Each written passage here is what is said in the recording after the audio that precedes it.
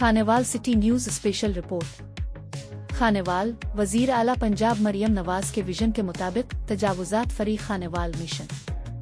Khanewal, deputy commissioner Salma Suleman की हिदायत पर म्यूनिसिपल कमेटी का छठी के दिन भी ऑपरेशन।